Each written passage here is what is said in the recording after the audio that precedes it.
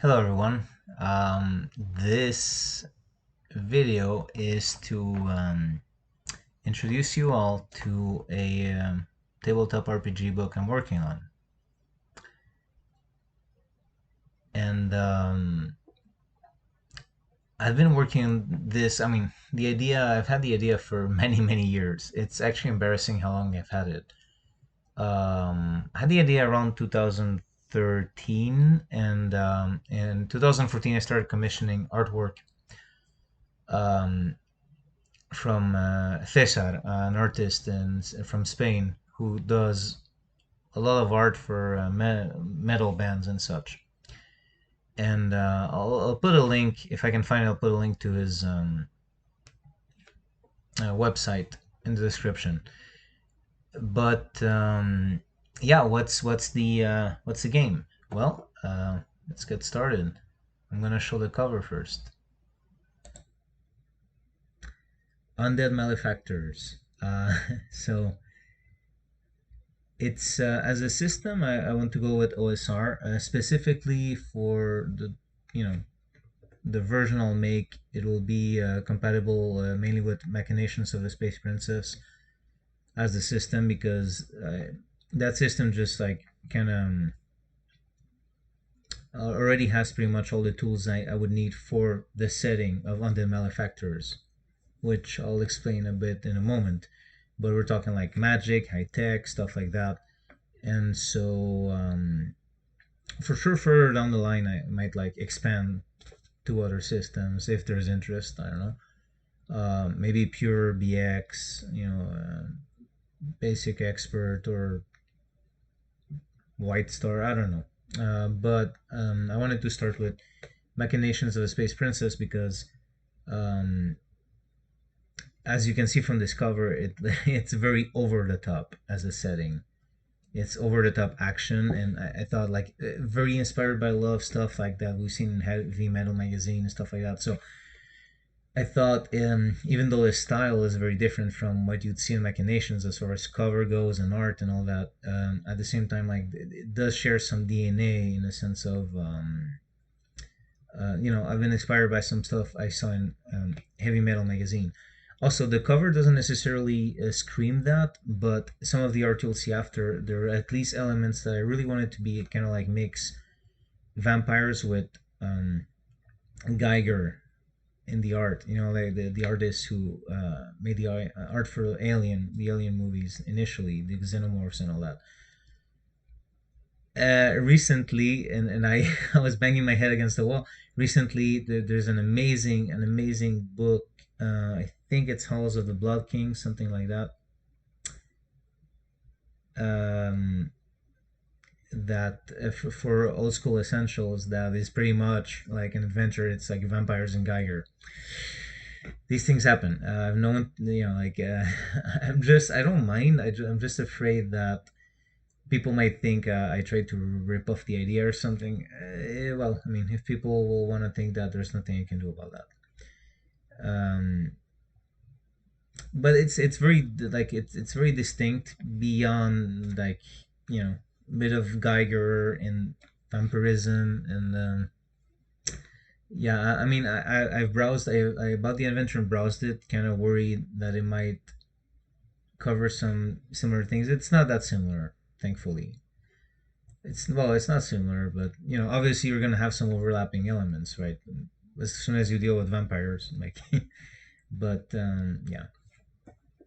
Anyway, let's see. I'm gonna show more stuff. Just a moment. Um, okay, so this I think will illustrate what I meant here. So yeah, there's a guy being sacrificed on an altar, and in the background you can see the technology. It's high tech, but the technology is like used to drain humans of their blood and stuff like that. And the the bat that was getting like attacked by the barbarian. Well, the bat was attacking the barbarian, but in the cover you see that bat is now an undead. on the right. So the vampire decided to keep his giant bat as an undead. So that'll be represented in the game. Like, okay, so what is the game? Sorry, I'm getting ahead of myself. So Undead Malefactors will basically be a planet in the distant future ruled by the undead, mostly vampires, but not exclusively.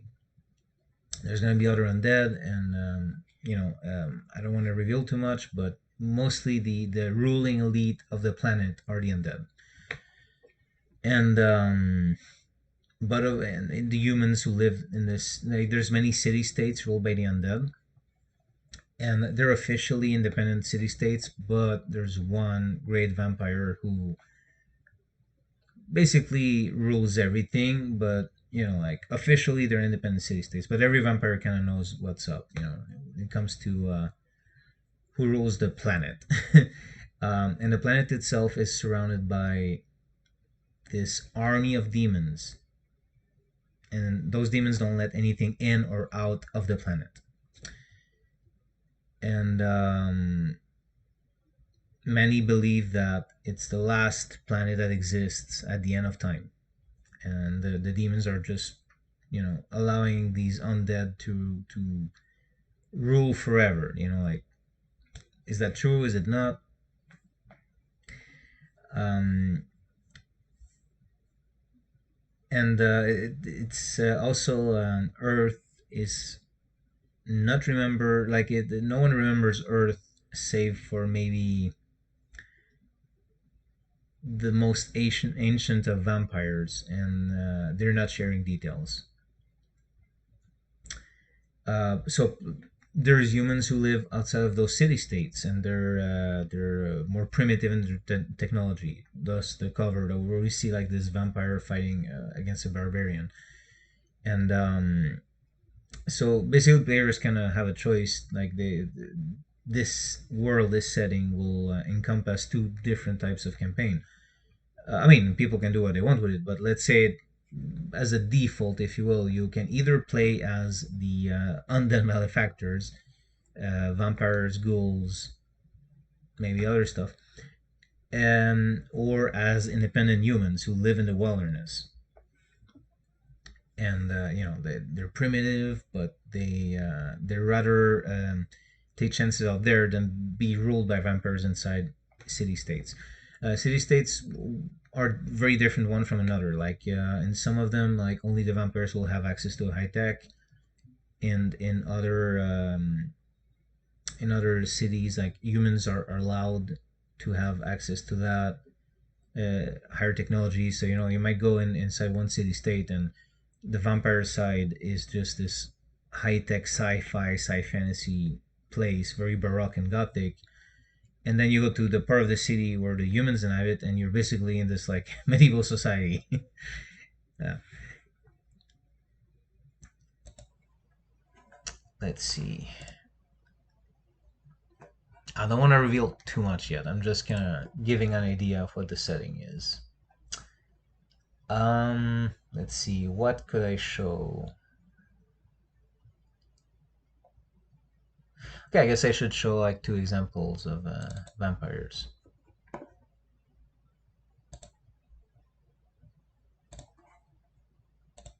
So this is, this let's call it a level 1 vampire, I guess.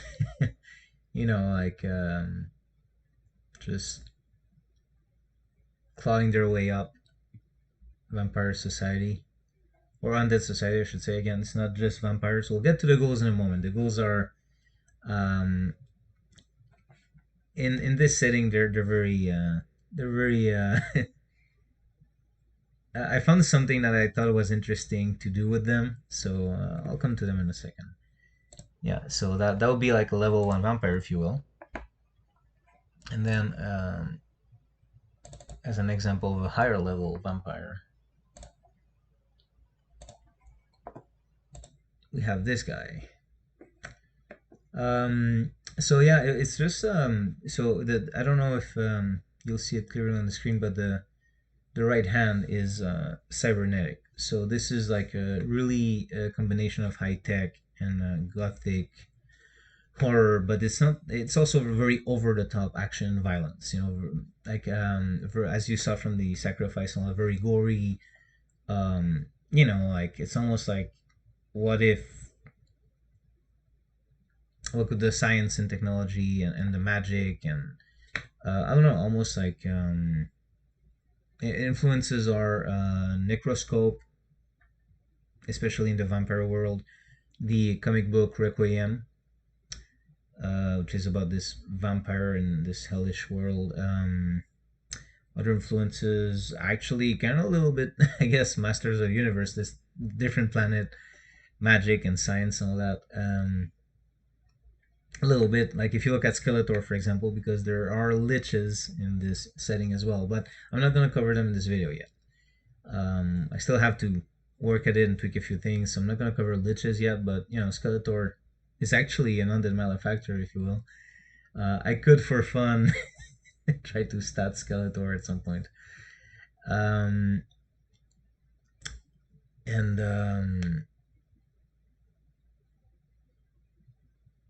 what was I saying? So I lost track.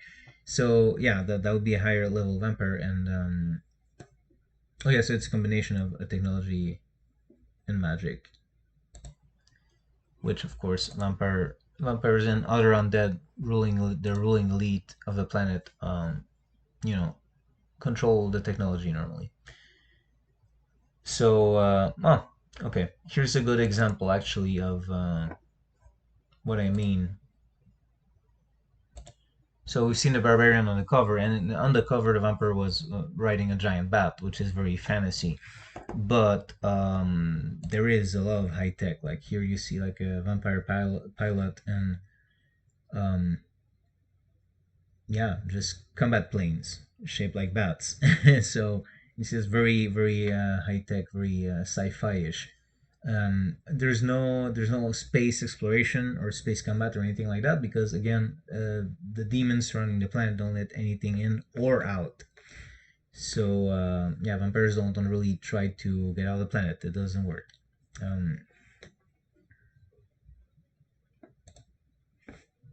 by the way, if anyone has questions about the setting,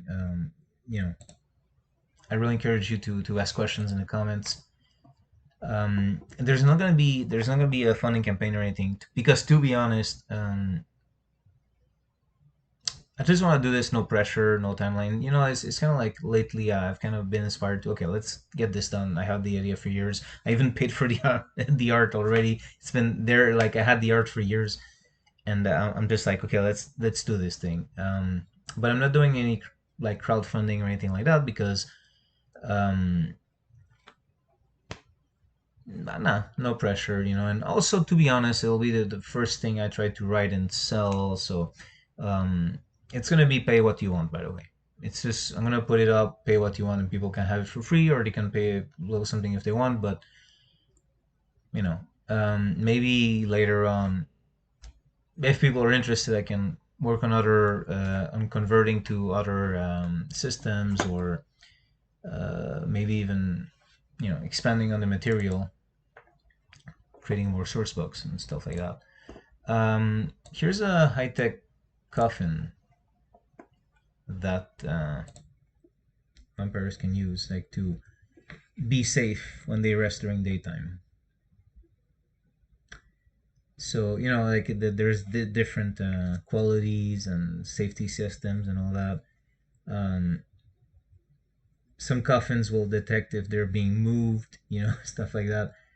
They might be magnetized to a specific spot, and only trusted servants can type in a code and move them, stuff like that. All this equipment, all these weapons that will be in the setting, and there's gonna be weapons specific to vampires, like stuff like a vampire might have a sword with needles in the handle that goes like inside him, and when he like a chainsword, and when they attack someone and they make them bleed, like the sword collects the blood and brings it directly into a vampire to feed with a sword slash.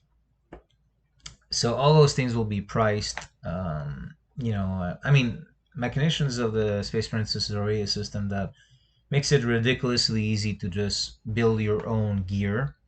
But it's fun to, I mean, like what I said here, the blotting. These will kind of be like new things that are not already existing in Machinations, but also it's kind of fun to have this stuff already statted out for you and priced. Like, um, let's see, what could I show? Well, I think we can move on to the ghouls. So the ghouls are she kind of like the idea of the ghouls in this world. So ghouls are these pathetic undead, and they're still better off than humans, of course, but they live to serve vampires, or they unlive. They exist, and what happens is they ghouls are actually they hate vampires. They're jealous. They actually very often fantasize about eating vampires, like eating vampire flesh. However, they their minds are weak against vampires, so vampires find it very easy to use their mental powers against ghouls. Um, and even without the powers, just like on us, like just instinctively, ghouls tend to want to obey vampires. There's a lot of like resentment in them regarding their vampire masters. That said, one way they can avoid that is to become the servants of a specific vampire, and when that happens, then they kind of become immune to like this connection they create with their master or mistress or whatever. Um, then makes them like not immune but like normal against the mental attacks and influences of other vampires. So it's almost like, well, either you're susceptible to every vampire out there, or you serve one, and it's at least just one, not just. So it's almost like ghoul players, because yes, even the players will be like that. When you play ghoul, you're not gonna play a dignified character. If you want to play that, you're going for these gross, pathetic characters. Like um, almost like imagine like a golem, but every vampire around you is like the ring. Well, bad example maybe, but yeah. So even player characters will or ghouls will kind of have to make a choice. Like, do I just want to not serve anyone directly, but be this easily manipulated individual, or do I want to serve vampire, perhaps this NPC controlled by a game master, or a fellow player who plays a vampire, and then like, be like told what to do by this one person, but at least everyone else, like, I'm more protected now. So it'll be kind of this choice, and ghouls can possibly also somehow become vampires themselves, which they would really want to. And there's ways for ghouls to become vampires, but it's not common knowledge.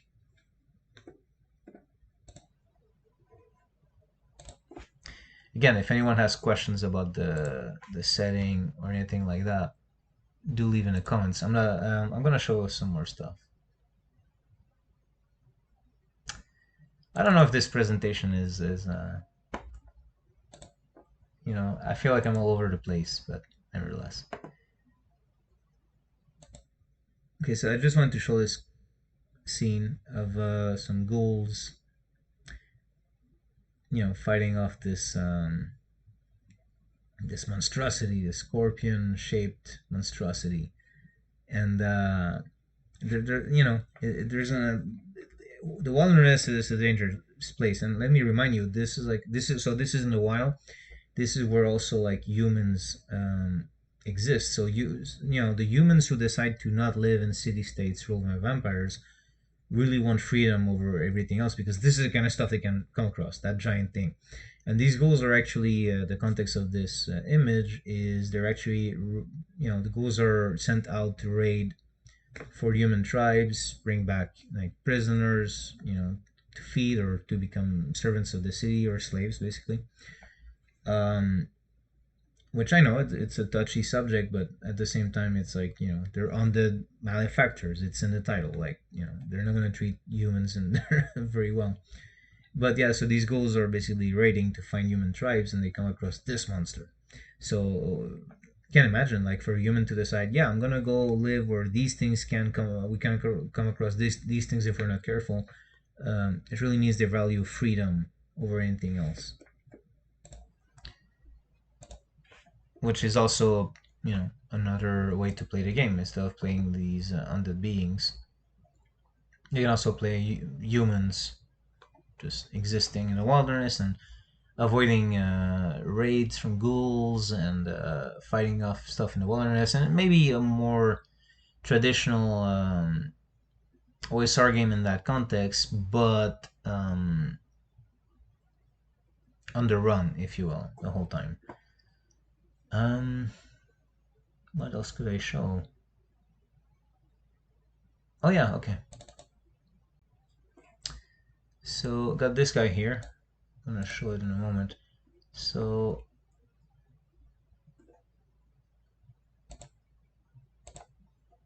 um,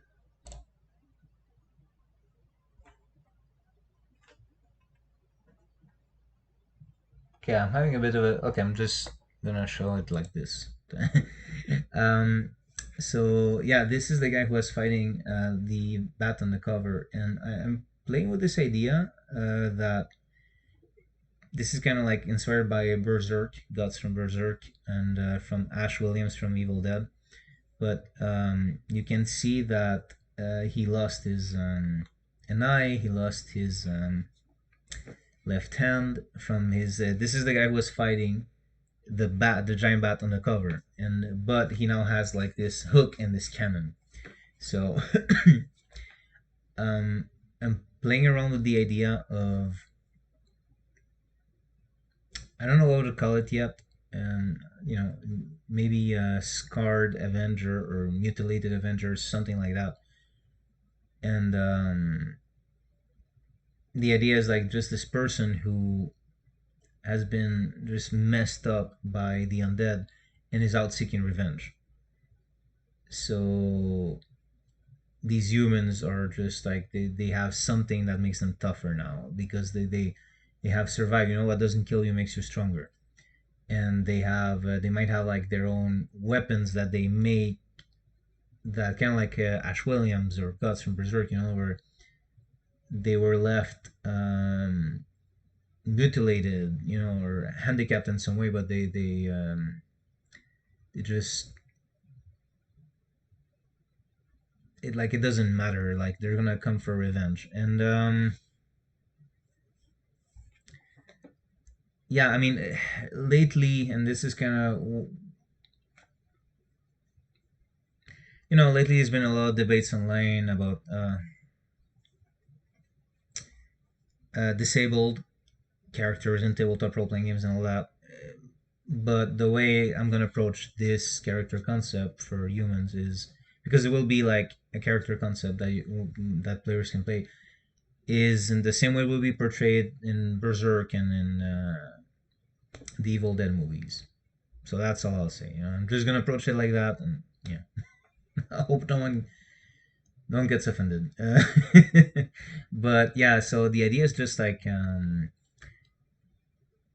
like they lost limbs or family members, or, and I might go with Scarred Avenger, because at first the idea was like they lost limbs or something, but now I was thinking, oh, maybe could be like a mental scar or an emotional scar, so it doesn't have to be physical necessarily. So it's probably going to be Scarred Avenger, because um I was thinking about it today, actually. It could be just they lost family members and they want revenge, they lost good friends, or whatever, and it could be it could be maybe something rolled randomly, even like or something that a player chooses. But it could be interesting if it was actually rolled randomly, like, and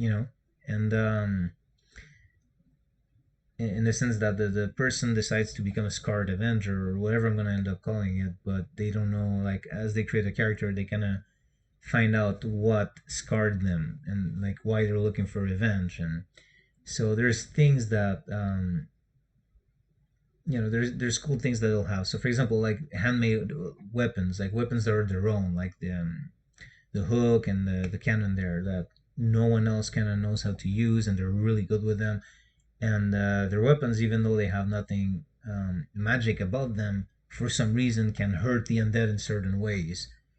or the missing eye, with that eye socket, you know maybe he can see ghosts, things like that. um, so yeah, that's playing with that idea. Yeah, no, that's it. I'm not gonna show more for now. I'm There's more, but I'm gonna keep some surprises there. Haven't talked about liches yet. um, there's other stuff. Yeah, I'm gonna leave for next time. Anyway, I don't know. I didn't really prepare much ahead of time. I just decided to go in front of the camera and talk about it. Just talk normally about this project. If anyone has questions about the Undead Malefactors, just drop it in comments. And thank you for watching. And it'll be ready when it's ready. And yeah, like I said, it's gonna be pay what you want. It's we'll see if I'm any good at this.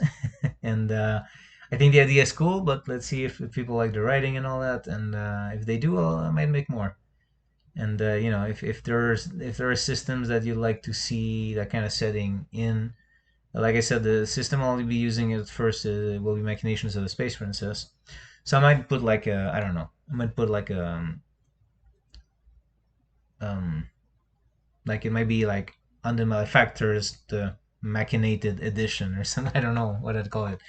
But that's the first one I'll go with, because I just wanted to make it easy on myself. Like Machinations has a lot of stuff that's kind of like ready for me to take and use for this setting idea. Um, yeah, if there's interest, I'll talk about how I'll handle classes and all that, because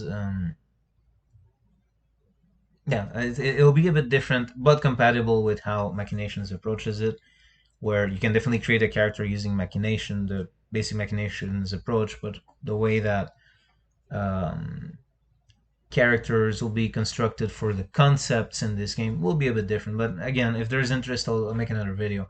And if not, then I'll just I won't make more videos. I'll just continue working on it, and when it's ready, I'll just let you all know. Okay, everyone, thanks for watching.